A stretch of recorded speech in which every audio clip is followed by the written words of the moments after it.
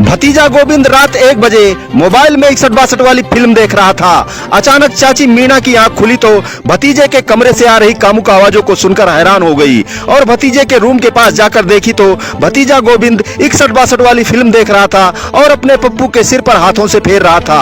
चाची देखकर पानी पानी हो गई और भतीजे के रूम का दरवाजा खटखटाने लगी, क्योंकि वह रूम का दरवाजा बंद किया था और खिड़की बंद करना भूल गया था।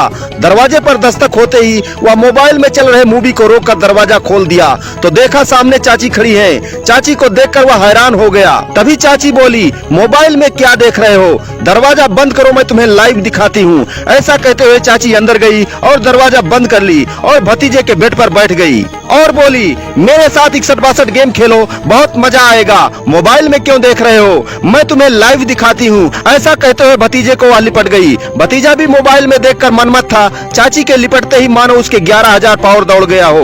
वह मदहोश हो गया और चाची को सीने से लगा लिया। हवस की कहानी राजस्थान के अलवर जिले के किथुर गांव से सामने आई है। एक दिन भतीजा नहा रहा था तो चाची अचानक बाथरूम के पास आ गई और भतीजे के पप्पू को देखकर हैरान हो गई और उसी दिन से भतीजे पर दीवानी हो गई। खासकर भतीजे का पप्पू ही चाची को दीवाना बना दिया। उधर भतीजा हर रात 61-62 वाली फिल्म देखकर पप्पू के शरीर में तेल मालिश करता था ताकि पप्पू मजबूत और हमेशा जवान बना रहे। इधर चाची तो भतीजे के पप्पू की दीवानी थी। एक रात भतीजा चाचा और चाची को 61-62 करते हुए देख लिया। फिर वह अपने रूम में गया और मोबाइल में 61-62 वाली मूवी देखकर पप्पू के सिर पर तेल मालिश करने लगा। तभी अचानक चाची पहुंची और भतीजे को दरवाजा खोलने को बोली। जैसे ही भतीजे ने दरवाजा खोला तभी वह अंदर गई और दरवाजा बंद कर ली और बोली, मोबाइल में देखकर परेशान मत हो, मैं तुम्हें लाइव दिखाती हूँ। चलो खेल के मैदान में मेरे साथ 61-62 गेम खेलो, बहुत मजा आएगा। भतीजा तो पहले से ही बेकाबू था। वह देर न करते हुए खेल के मैदान में उतर गया और चाची के साथ 61-62 करना शुरू कर दिया। चाची मजे ले लेकर बॉलिंग कर रही थी, उठा उठा कर दे रही थी और भतीजा छक्के पे छक्का और धक्के पे धक्का मारे जा रहा था और रनों की बौछार किए जा रहा था।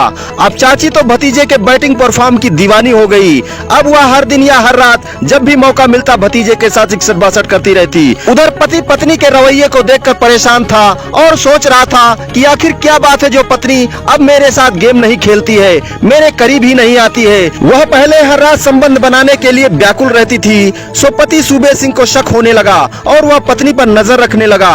जब रात के 2 बजे तो पत्नी लघुशंका करने के बहाने पति के पास से उठकर भतीजे के रूम में गई और जैसे ही दोनों 61-62 शुरू किए, पहला पारी समाप्त हो गया और दूसरा पारी शुरू किए तो गेम ज्यादा समय तक चलता रहा। इधर पत्नी जब नहीं आई तो पति टॉयलेट की तरफ जा रहा था तो भतीजे के रूम से अजीबो आवाज सुनाई दी। तभी वह भतीजे के रूम के पास खड़े होकर आवाज लगाने लगा।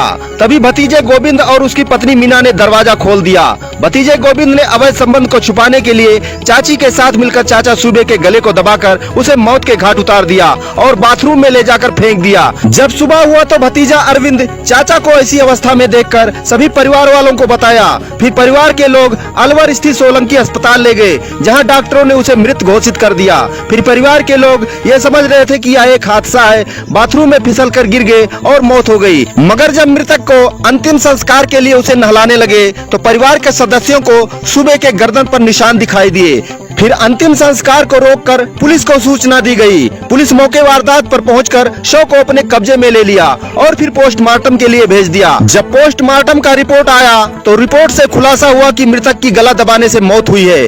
पुलिस के जांच के दौरान पता चला कि मृतक की पत्नी मीना और उसके भतीजे गोविंद ने उस शख्स की हत्या की है। फिर पुलिस ने पूछताछ के लिए उन्हें हिरासत में लिया, जिसके बाद उन्होंने अपराध कबूल कर लिया। तो दोस्तों, आजकल समाज में इस तरह के अपराध बढ़ते जा रहे हैं। आपराधिक मानसिकता को समझें, आपराधिक मानसिकता वाले व्यक्तियों से दूर रहें, सावधान रहें, सतर्क रहें और अपने परिवार को सुरक्षित रखें। आप सभी प्यारे दर्शक